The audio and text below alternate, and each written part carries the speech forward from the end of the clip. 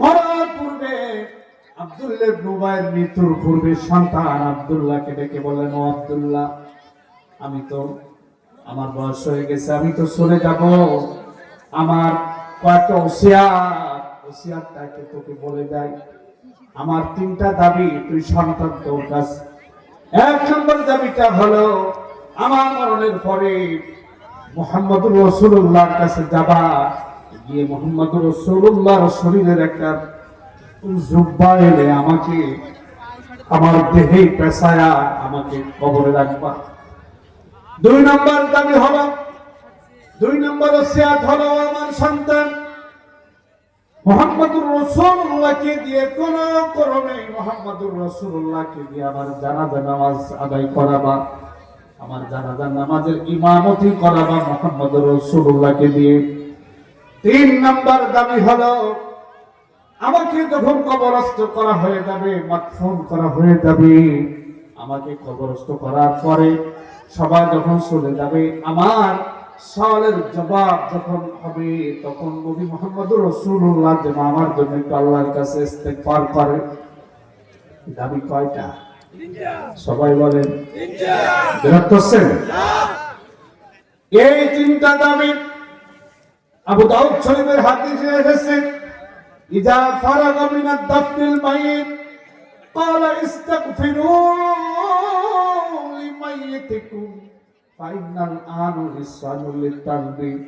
আল্লাহ নবী মুহাম্মদ রাসূলুল্লাহ সাল্লাল্লাহু আলাইহি ওয়াসাল্লামের স্বভাব ছিল, কানা রাসূলুল্লাহ সাল্লাল্লাহু আলাইহি ওয়াসাল্লাম, নবী করিম সাল্লাল্লাহু আলাইহি ওয়াসাল্লাম যখন কোন জানাজার নামাজ সম্পন্ন করতেন, কোন মানুষকে দাফন কাজ সম্পূর্ণ করতেন, আল্লাহ নবী দাঁড়াতেন, নিজে করতেন এবং আল্লাহ নবী সাহাবায়ে কিরামদেরকে বলতেন, ইজা ফারাগা মিনাদ দাফনিল মাইয়িত, যখন কোন মাইয়িতের দাফন কাজ সম্পন্ন হয়ে যেত, নবী বলতেন, ক্বালা ইস্তাগফিরু লিমাইয়িতিকুম, এই মাইয়িত যাকে মাত্র দাফন করা হলো, এমন মাইয়িত, এই মাইয়িতের জন্য আল্লাহর কাছে দোয়া করো, কারণ এখন তাকে ফরস্ত করা হবে, ওই ফরস্তের জবাব যেন সঠিকভাবে দিতে পারে, ইসলামের পরে যেন দিতে থাকতে পারে, এই জন্য তোমরা আল্লাহর কাছে তোমরা দোয়া করো। আল্লাহ নবী মুহাম্মদ রাসূলুল্লাহর এই কথার পরিপ্রেক্ষিতে আব্দুল্লাহ ইবনে উবাই সন্তানকে ওসিয়ত করে গেল, ও সন্তান, আমার মরণের পরে তোমার কাছে তিনটা দাবি, এই তিনটা দাবি তুমি পূর্ণ করবা। আল্লাহ নবী মুহাম্মদ রাসূলুল্লাহ কাছে এই দাবিগুলো তুমি পেশ করবা। এক পর্যায়ে যখন আব্দুল্লাহ ইবনে উবাই মরে গেল, আল্লাহ নবী মুহাম্মদ রাসূলুল্লাহর কাছ থেকে একটা জুব্বা মুবারক এনে আব্দুল্লাহ ইবনে উবাইকে দাফন করানো হলো, যে বিশ্ব নবীর গায়ের জামা মুবারক দিয়ে রাইসুল মুনাফিকিন, মুনাফিকের শরীরে পেঁচায়া কবরস্থ করা হলো।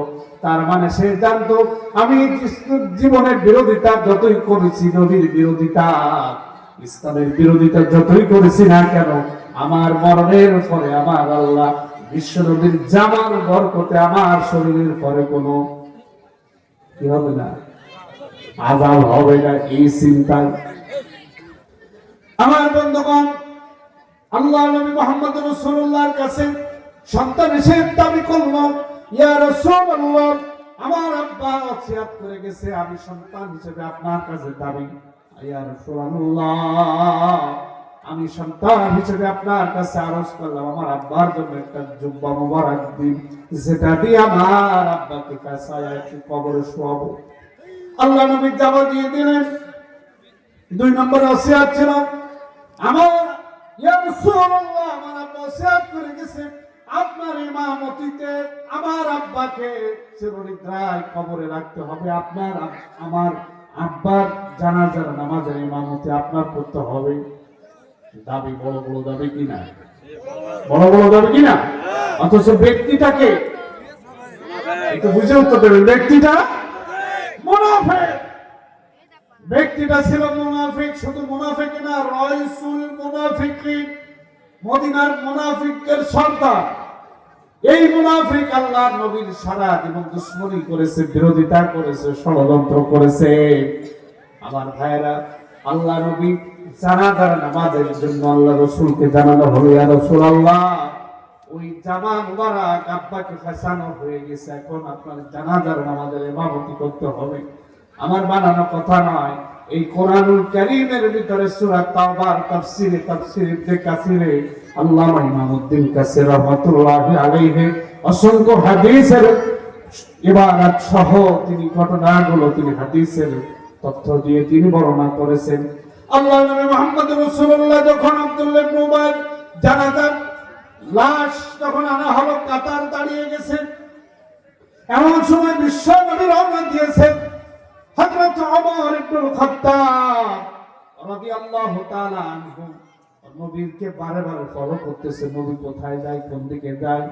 নবীকে যখন ডাকতেছে আব্দুল্লাহ ইবনে উবাইর সন্তান আব্দুল্লাহ, হযরত বিশ্ব নবী রওনা দিচ্ছেন, পা অগ্রসর করতেছে। এমন সময় হযরত ওমর আল্লাহ নবীকে বলেন, ইয়া রাসূলুল্লাহ আপনি কোথায় রওনা দিয়েছেন? আল্লাহ নবী বললেন, ওমর তুমি কি জানো না আব্দুল্লাহ ইবনে উবাই মারা গেছে, ওর জানাজা নামাজের জন্য যাচ্ছে। আল্লাহ নবী বললেন, ওমর আমি ওই আব্দুল্লাহ ইবনে উবাইর সন্তানের সাথে ওয়াদা করেছি, তার বাপের জানাজার নামাজের ইমামতি আমি করব, আর আমার কাছে ওসিয়ত করে গেছি। হযরত ওমর বললেন, ইয়া রাসূলুল্লাহ আপনি এমন ব্যক্তির জানাজার নামাজ যদি আপনি পড়িয়ে দেন, তাহলে এই মুনাফিকরা আরো মুনাফিকি করতে সুযোগ পেয়ে যাবে। সুতরাং আপনি ইয়া রাসূলুল্লাহ আপনি খবরদার এমন ব্যক্তির জন্য জানাজার নামাজ পড়াবেন না। আল্লাহ নবী শুনলেন না। হযরত ওমরকে জবাব দিলেন, ও ওমর আল্লাহ রাব্বুল আলামিন আমাকে এখনো মুনাফিকের জানাজার না পড়ানোর ব্যাপারে আমাকে আল্লাহ এখনো কোনো নির্দেশনা দেয় নাই। হযরত ওমর আল্লাহ নবীকে বাধা দিলেন, বাধা দিলেন, কিন্তু ঢাকা রাখতে পারলেন না। এমন সময় ওমর যার কাছে আবদার করলেন, বলেন তো তিনি কে? আল্লাহর কাছে বলেন, ও আল্লাহ নবী যদি এই মুহূর্তে জানাজার নামাজ পড়ায় দেয়, তাহলে এই মুনাফিকরা আরো মুনাফিকি করতে সুযোগ পেয়ে যাবে। এই মুনাফিকরা উম্মাহাতুল মুমিনিন মা আয়েশা রাদিয়াল্লাহু তাআলা আনহার বিরুদ্ধে ওই নবীর সাহাবী সাফওয়ান বিন মুআত্তালকে বনু মুস্তালিক যুদ্ধ থেকে ফেরানোর পথে জিনার অপবাদ দিয়েছিল। আয়েশা এই সাফওয়ান বিন মুআত্তালের সাথে রাত কাটিয়ে অবৈধ কর্ম করেছে, এই কথাটা যারা প্রচার করেছিল এই মুনাফিকরা এই ক্ষতি করেছে। উহুদের ময়দানে ইয়া রাসূলুল্লাহ মুসলমানদের বিপর্যয়ের কারণ হলো আপনার নেতৃত্বে 1000 সৈন্য রওনা হয়েছিল, 300 সৈন্যকে আলাদা করে ভাগিয়ে নিয়ে গিয়েছিল। এই সেই মুনাফিক সরদার আপনি এর জানাজার নামাজের ইমামতি করতে যাচ্ছেন ইয়া রাসূলুল্লাহ। আল্লাহ নবী কোনো কথা শোনেন না ওমরে, আল্লাহ নবী সরে গেলেন জানাজা নামাজের জন্য। আর ওমর যেখানে গেলে নবী কথা শুনতে বাধ্য, সে আল্লাহর কাছে হযরত ওমর হাত তুলেছে।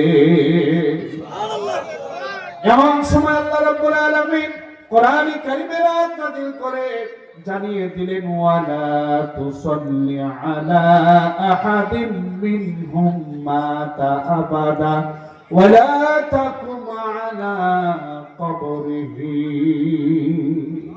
আল্লাহ জানালেন, ও নবী ওয়ালা তুসাল্লি আলা আহাদিন মিনহুম মাতা আবাদা, ও নবী তুমি এমন ব্যক্তি মারা গেলে তাদের জন্য জানাজার নামাজের জন্য তুমি দাঁড়াবে না। ওয়ালা তুসাল্লি তুমি সালাত আদায় করবে না, এমন ব্যক্তিদের জন্য জানাজার নামাজ পড়বে না। ওয়ালা তাকুম আলা কবরিহি, এমন মানুষ মারা গেলে সমাজে, এমন ব্যক্তি মারা গেলে এই সব ব্যক্তিদের কবরের পাশে দাঁড়ায়া তুমি যদি একটু সহানুভূতিও তুমি দাফন করবে না।